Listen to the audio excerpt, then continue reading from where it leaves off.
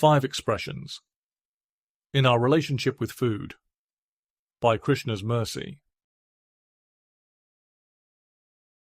Vatsan munchan kvachida samaye, krosha sanjatahas, steyam swadvatyath dadhipe, kalpite, steya yoge, markan bhokshyan, vibhajati sachennati bhandam bhinnati, dravyalabhe sagrihakupito, yatyupakroshya tokan. Quote, Our dear friend Yashoda, your son sometimes comes to our houses before the milking of the cows and releases the calves, and when the master of the house becomes angry, your son merely smiles. Sometimes he devises some process by which he steals palatable curd, butter, and milk, which he then eats and drinks. When the monkeys assemble, he divides it with them, and when the monkeys have their bellies so full that they won't take more, he breaks the pots. Sometimes, if he gets no opportunity to steal butter or milk from a house, he will be angry at the householders, and for his revenge, he will agitate the small children by pinching them. Then, when the children begin crying, Krishna will go away. Shrimad Bhagavatam 10:8-29. What is the typical view of religion? What images come to mind when someone mentions the very word religion? If participating in one of those tests from a professional counselor, instead of associated words, think of images. Some things which might come to mind are a large house of worship, a gathering of attendees dressed in formal attire. For some, the images are more about emotion, such as fear, dread, regret, and guilt. His Divine Grace A.C. Bhaktivedanta. Swami Prabhupada, in following the tradition established in the Vedas themselves, offers a positive addition to the gallery of imagery. What about food? What about eating? What about infinite variety, enough to satisfy any sort of craving? The different tastes, such as sweet, sour, pungent, astringent, and salty. The different textures, such as crunchy and soft.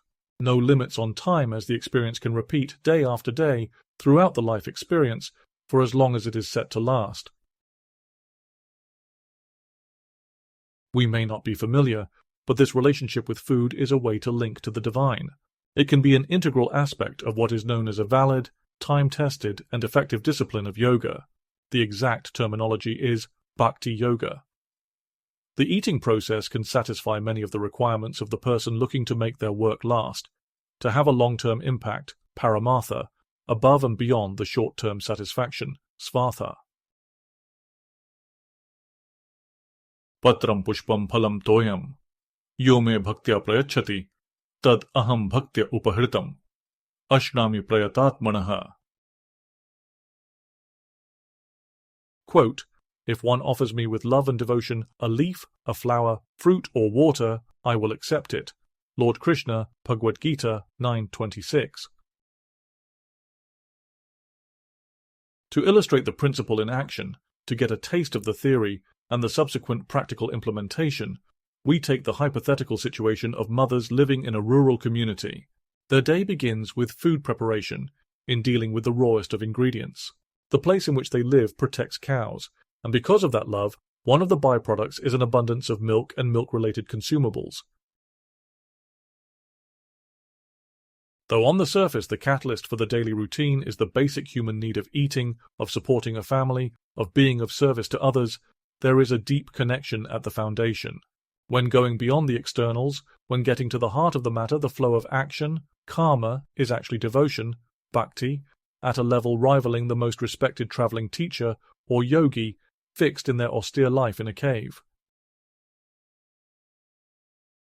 1. Ingenuity. We have devised a nice system. We keep everything in our storerooms. This way we can place as much as we want on the dinner table. The cows seem to be really pleased lately. They produce so much that there is plenty left over after the calves have taken their share. The cow is essentially blessing us as we are not doing much in return. A little protection, some land upon which to roam, and it is almost like we are printing money. We have a full stock ready to keep us going for many years. We can exchange for commodities, for goods and services. We may be living simply, but we are not poor. 2. Faith. By producing our own food, by making everything with our own hands, we have a deep understanding of nature. Though the winter season is approaching, we have faith that everything will turn around. The cold will give way to the warmth. The ground will become fertile again.